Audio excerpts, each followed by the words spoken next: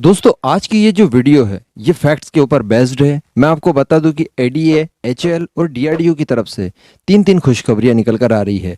और जो हमारी एक्सपेक्टेशंस थी कि 2030 तक हम लोग आत्मनिर्भर बनने के साथ ही साथ सुपर पावर बन जाएंगे, तो वो चीज़ कहीं ना कहीं काफ़ी पहले पूरी होती हुई दिखाई दे रही है। आप ये कह सकते हैं कि 2025 तक अच्छी खासी आत्मनिर्भरता भारत के पास आ जाएगी।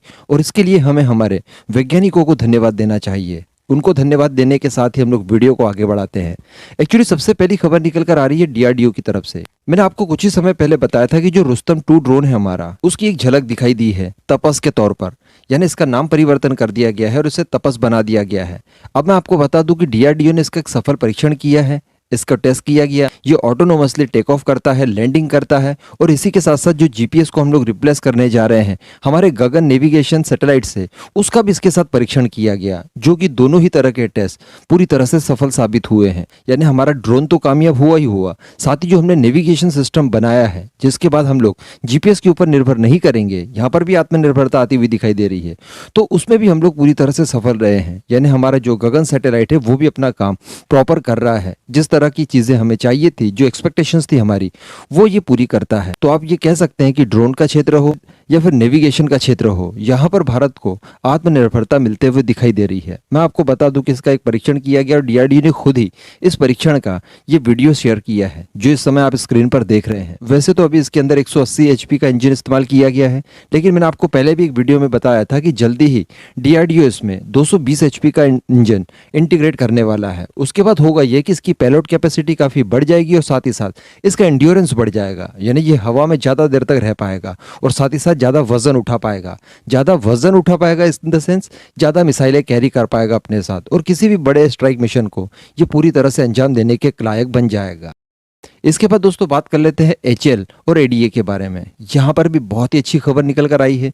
अभी अगर बात की जाए भारतीय वायुसेना की, तो उसमें 4.5 जनरेशन का केवल एक ही एयरक्राफ्ट है, जो कि हमने फ्रांस से खरीदा है, राफेल। और काफी हद तक वो कैपेबल है भी, और उसके ऊपर हम लोग काफी इतराते भी हैं। लेकिन दोस्तों इसी कैटेगरी का एक फाइटर जेट इंडिजीनियसली बना देना, ये भी अपने आप में बहुत बड़ी बात है। तो इस तरह का एक एयरक्राफ्ट हमारे पास है, जो कि एचएएल और एडीए मिलकर बना रहे हैं, जिसका नाम है तेजस मार्क 2। मैं आपको बता दूं कि इसके ऊपर भी एक ऑफिशियल खबर आई है। एडीए के जो डायरेक्टर हैं लाइट कॉम्बैक्ट एयरक्राफ्ट के, उन्होंने इस बात की पुष्टि की है कि इसका क्रिटिकल डिजाइन रिव्यू पूरी तरह से कंप्लीट हो जाएगा, यही 2021 में दिसंबर तक। उसके बाद में जल्दी ही इसका प्रोटोटाइप निर्माण कर दिया जाएगा, यानी अगस्त 2022 में हम लोग एक ग्रैंड सेरेमनी देख सकते हैं, जिसमें हम लोग रोल आउट करेंगे तेजस मार्क 2 को। और अगर 2022 में ये बनकर तैयार हो रहा है, रोल आउट हो रहा है, तो 2023 में इसकी फर्स्ट फ्लाइट कंडक्ट की जाएगी। और वैसे भी आप जानते हैं कि जो डीआरडीओ की तरफ से इसमें कंट्रीब्यूट किया गया है, इसकी जो अलग अलग टेक्नोलॉजीज डेवलप की गई हैं, वो तो पूरी तरह से लगभग कंप्लीट हो ही गई है। तो आप ये कह सकते हैं कि 2024 के बाद कभी भी ये पूरी तरह से मास प्रोडक्शन में जाने के लिए तैयार होगा, क्योंकि इसमें जो विदेशी पार्ट्स भी हम लोग मंगवा रहे हैं वो भी काफ़ी वर्ल्ड क्लास टाइप के हैं। तो इनको लेकर ज़्यादा टेस्टिंग करने की हमें ज़रूरत नहीं है। फिर चाहे आप इंजन को ले लीजिए, इंजन इसमें चूंकि अमेरिकन हम लोग इस्तेमाल करने वाले हैं, जो कि दुनिया भर में नंबर 1 होते हैं, ऐसी परिस्थिति में आपको ज़्यादा इसकी फ्लाइट ट्रायल्स अब लेने की ज़रूरत नहीं होगी।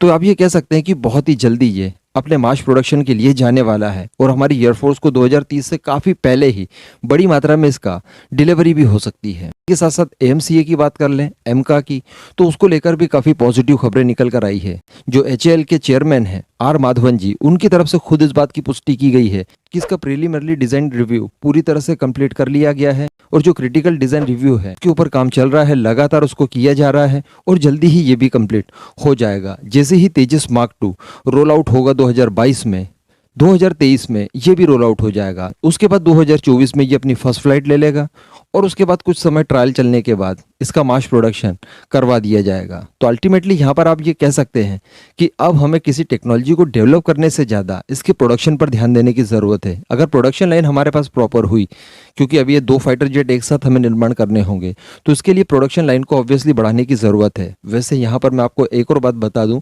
कि एमका के लिए एक डेडिकेटेड प्रोडक्शन लाइन बनाई जा रही है तमिलनाडु डिफेंस कॉरिडोर में। तो यहाँ पर इसका वैसे तो निर्माण होगा, लेकिन फिर भी और बड़े लेवल पर हमें प्रोडक्शन लाइन एस्टेब्लिश करने की ज़रूरत इस समय महसूस होने लगी है। तो यहाँ पर काफ़ी अच्छा काम चल रहा है, और समय से पहले ही इन सारे कामों के हो जाने की पुष्टि हमारे ऑफिशियल्स द्वारा कर दी गई है।